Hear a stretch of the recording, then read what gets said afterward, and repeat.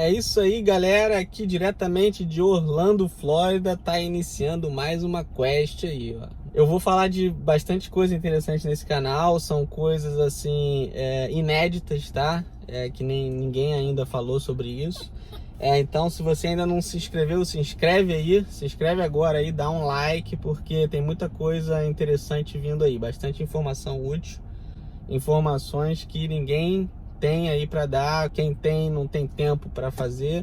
Então eu tô fazendo aí uma sequência de vídeos que vai ajudar bastante os brasileiros que têm interesse em estudar ou trabalhar nos Estados Unidos, e os dois.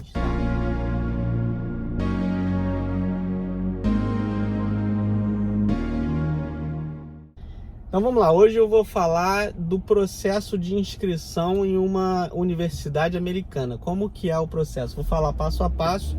Depois eu vou fazer um outro vídeo mais detalhado falando sobre como é o sistema, o Grading Point, né? O sistema que eles usam aqui de notas e tal, que é um pouco diferente do Brasil, é aquele sistema que eles usam letras ao invés de números, né? No Brasil você tem os números que pode ir de 1 a 10 ou de 1 a 100.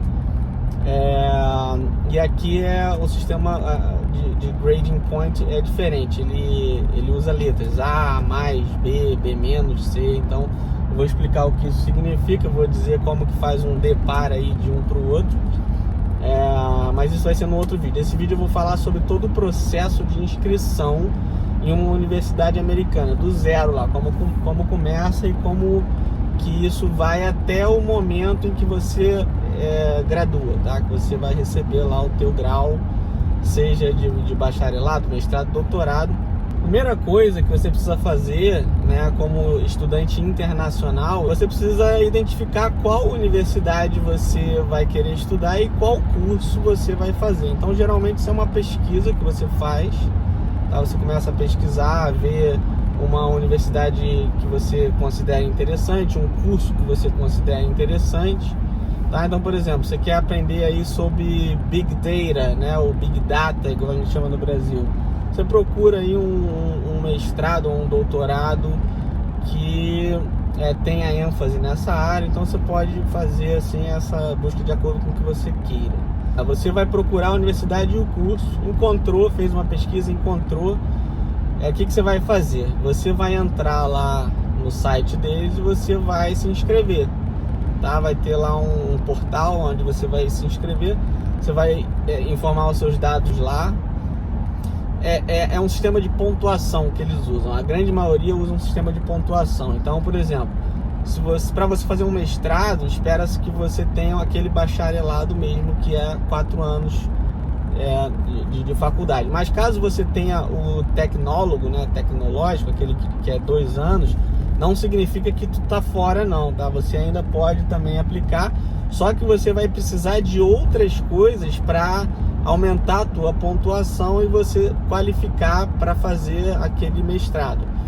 Então essas outras coisas incluem principalmente tempo de experiência, tá? Então você vai entrar lá, vai ter um formulário gigantesco que você vai preencher todos os lugares que você trabalhou, e é em nível de detalhe, tá? Não é macro não, é em nível de detalhe. Vai ter que dizer aonde foi, endereço, telefone do gerente, o que você fazia, qual o nome do teu cargo, quantos anos tu trabalhou lá, qual foi a data que tu entrou, a data que tu saiu, bem detalhado. É um formulário bem grande, tá? Então, quando você for fazer essa inscrição, já vai sabendo que o formulário é grande e você talvez leve aí mais de um dia para conseguir preencher tudo.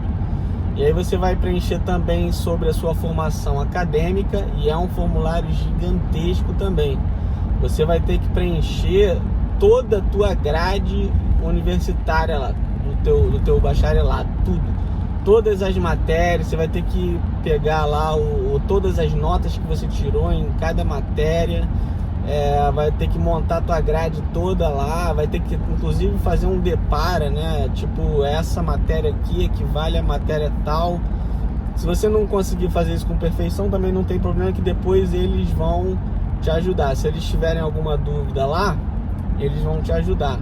E eles têm também, a maioria das universidades, mapeadas de forma que eles mesmos já conseguem fazer o depara lá do sistema de pontuação. Então, a tua formação acadêmica também conta nesse sistema de pontuação, tá? Vamos dizer assim, a força do teu curso conta no sistema de pontuação deles lá. Se você teve um curso que teve bastante matéria que eles consideram importante, então você vai ter uma pontuação melhor lá. E se o teu curso não teve tantas matérias que eles consideram importantes, você vai precisar de outros subsídios aí para pontuar. Então, voltando aqui, você vai preencher lá, como eu falei, né, todo o formulário, as informações da tua carreira de trabalho e também da tua universidade, vai submeter.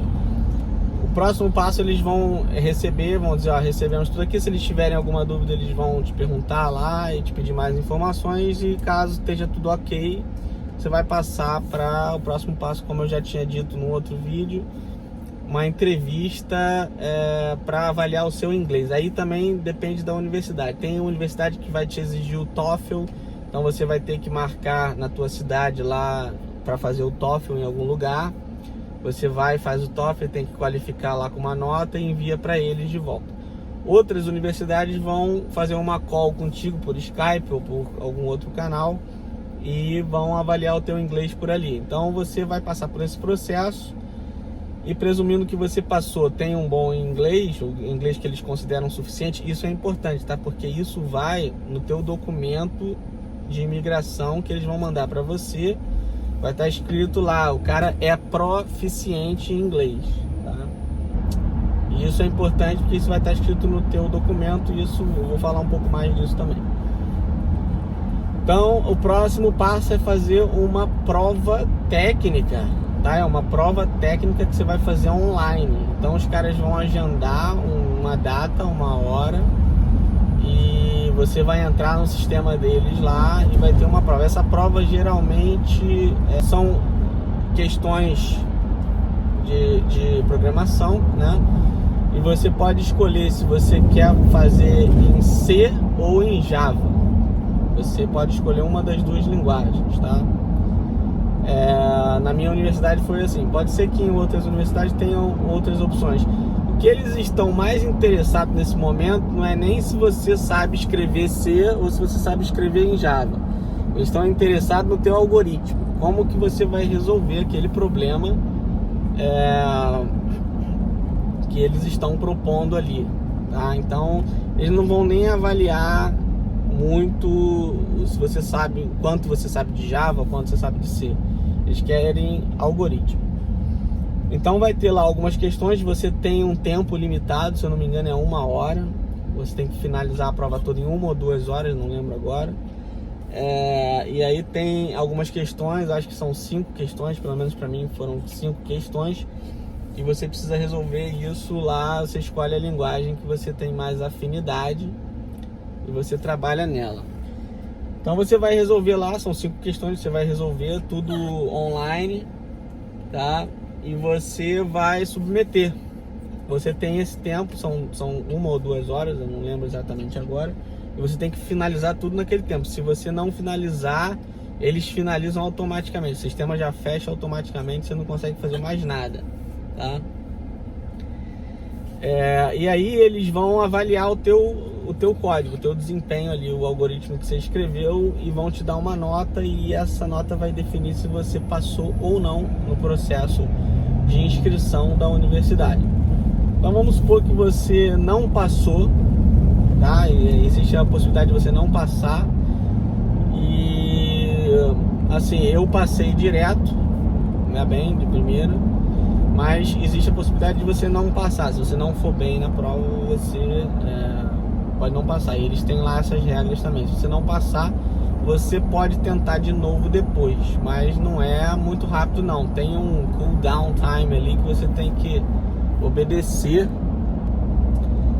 E aí eu não sei se são alguns meses para você poder aplicar novamente. Tem um tempinho lá, você tem que obedecer, é regra. Aí você passou na prova, tá? Nessa prova você foi aprovado. Qual é o próximo passo? Então você já fez a inscrição, submeteu todos os dados da tua carreira, submeteu todos os dados da tua universidade e das escolas que você estudou, tudo. Eles entraram no sistema de pontuação deles e viram que você está apto. Ou então, se você não tiver apto, eles vão falar, ó, você precisa ter mais 1, 2, 3 anos de experiência para aplicar. Eles vão te dar um retorno também em relação a isso. Aí você fez a prova de inglês, a entrevista por Skype, foi aprovado.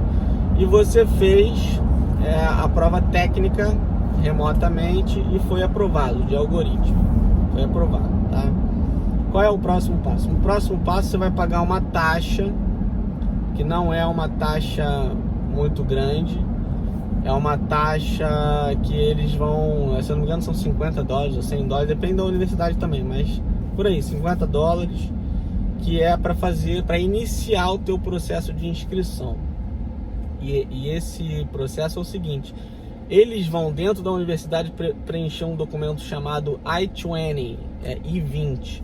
Esse I-20 é o documento que você precisa levar no consulado para poder pleitear o teu visto, aplicar para o teu visto de estudante universitário. Essa I-20, ela vem descrevendo lá como que é o curso, ela é uma informação para o agente consular, tá? Do que você está indo fazer nos Estados Unidos. Ela tem todas as justificativas lá. Então vai estar lá, o aluno fulano está indo para o estado tal, vai estudar tal curso na universidade tal. Que foi, Tris? Ele vai ter que, os gastos dele vão estar lá e vai ter o valor do curso, né? Depende da universidade, depende do curso. Mas vai ter lá, por exemplo, um mestrado aí, o cara vai ter que pagar $50 mil em tantos anos. Aí depende do mestrado, depende do programa, cada um tem um preço. Mas não necessariamente você tem que pagar tudo isso não, tá? Várias universidades têm vários programas diferentes. Alguns você paga parcelado, outros você paga uma parte do início e outra parte depois que você arrumou um emprego. Então, bastante variedade também. Um dos meus planos é tentar negociar lá com a universidade que eu estudei para a gente conseguir desconto para o brasileiro, e não só desconto, também parcelamento, essas coisas. Eu estou com um plano desse aí.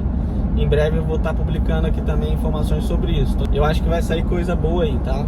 Não saindo coisa boa, eu vou estar informando aí aqui no canal, e quem tiver seguindo vai ter esse benefício aí também. Então já segue a quest aí que vai ter bastante vantagem, tá? Então, você vai receber a I-20, né, a I-20, eles vão mandar por FedEx para tua casa esse documento, a I-20. Então é um documento todo em inglês, já descrevendo. É o documento que você apresenta para o agente consular para informar ele que você está indo para os Estados Unidos para estudar, tá?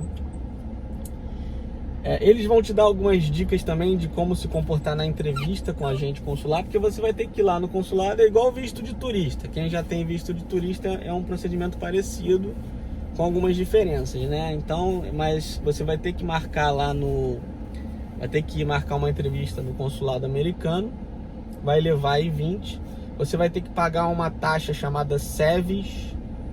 Essa taxa é para qualquer curso, qualquer estudante, tá? Tem que pagar essa taxa aí. E aí você vai agendar, vai pagar as taxas que você tem que pagar lá do consulado americano, vai agendar a data da sua entrevista, e no dia da sua entrevista você tem que levar tudo isso aí. Tem que levar o SEVIS, tem que levar o I-20 preenchida, assinada, você tem que assinar ela, e você vai ter a entrevista com o agente, tá? Aí é importante, nessa I-20 vai estar lá assim, ó, proficiente em inglês, porque você já fez a entrevista ou já passou no TOEFL, dependendo do programa, né? Se você não passar, eles não prosseguem, eles não vão te emitir I-20.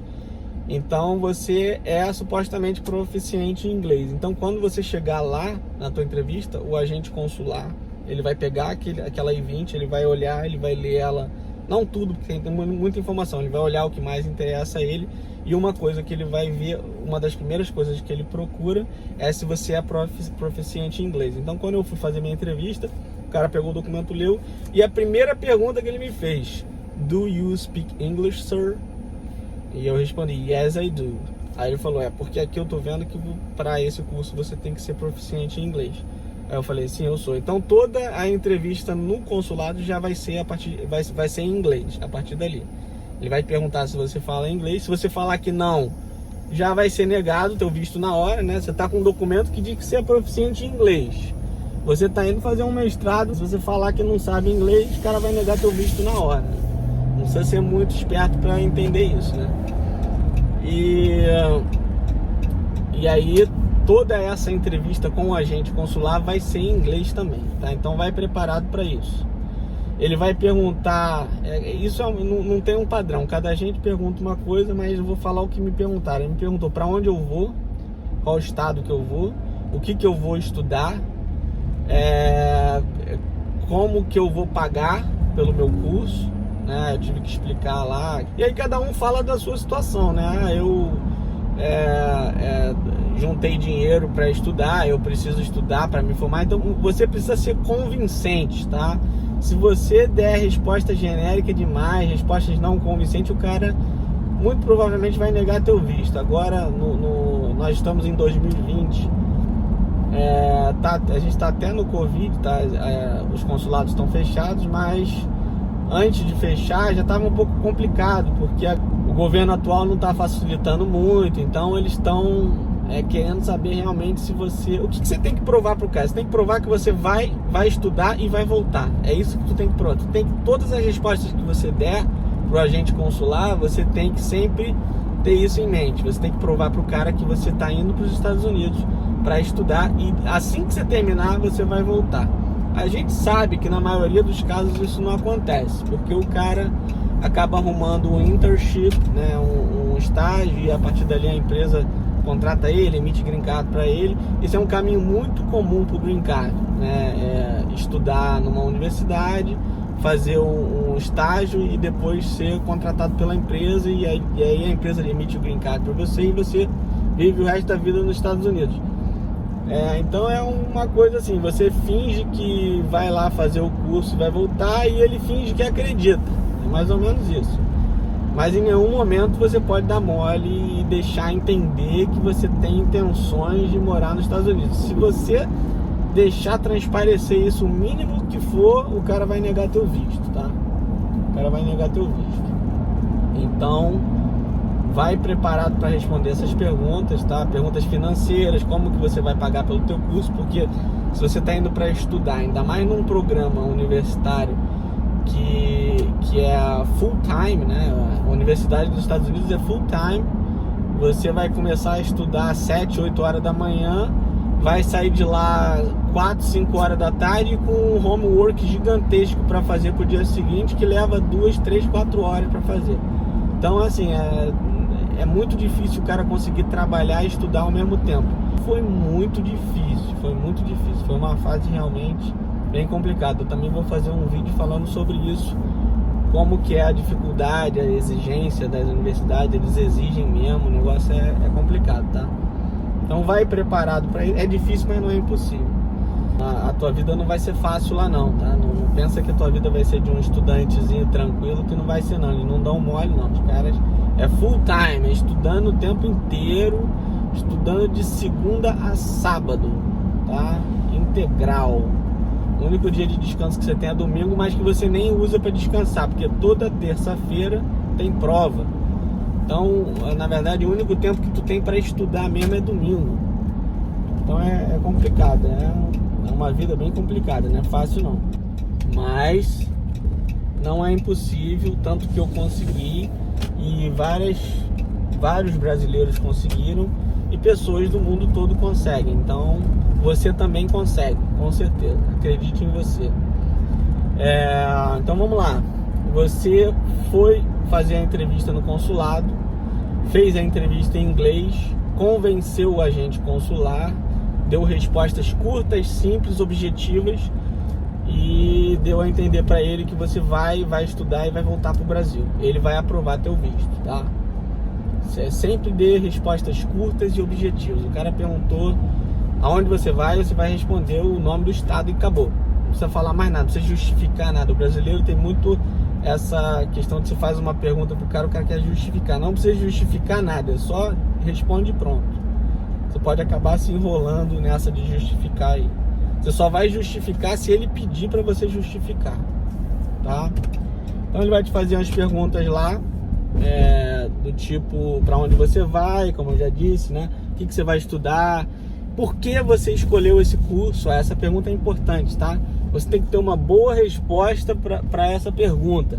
Porque ele vai perguntar para você, como pergunta para a maioria das pessoas e como me perguntou: por que você não faz esse curso aqui no Brasil?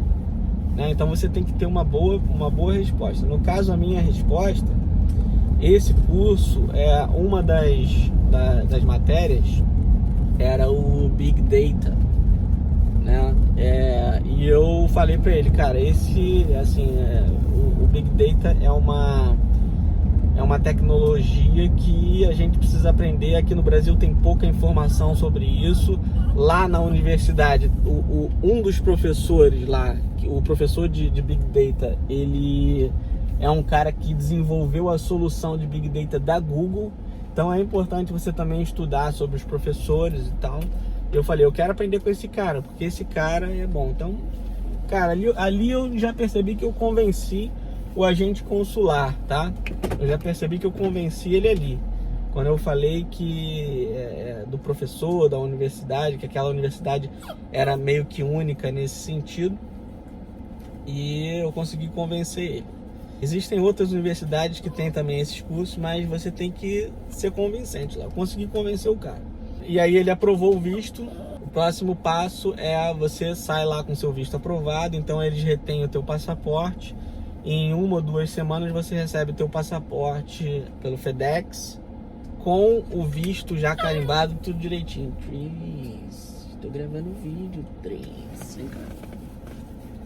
Ó a Marigold aqui, ó. A Marigold tá ansiosa, que a gente chegou em casa, ela quer entrar em casa, né? Eu vou parar o vídeo aqui, porque senão vai ficar grande demais. Eu faço um outro vídeo com a outra parte disso aí, que ainda tem bastante coisa, né? Então você tá nesse momento com o seu visto na mão, chegou no correio, tá com o visto na mão. Você já tem uma data para entrar, aí 20 mostra a data, tá? Aí 20 diz assim, por exemplo, você vai poder entrar no dia 1º de novembro. Na verdade tem lá escrito lá o Early Admission Date. Vai estar dizendo lá qual é a data mínima que você pode entrar nos Estados Unidos. Se você chegar antes disso, você não vai poder entrar, tá? Os caras vão te barrar. Então não cometa esse erro. Entra lá dentro do período que você pode entrar de admissão. Então você vai ter a data mínima. Eu recomendo você chegar na data quanto antes possível para você resolver problemas. Eu, por exemplo, fui comprar carro, né? Eu fui resolver coisas que iam adiantar a minha vida. Então eu me planejei dessa maneira. Eu vou fazer outro vídeo falando mais sobre isso e dando continuidade a isso para não ficar tão grande. Então valeu, galera, segue a quest aí. Se você ainda não deu, dá o like agora, se inscreve no canal, que tem muita coisa boa vindo aí. Valeu!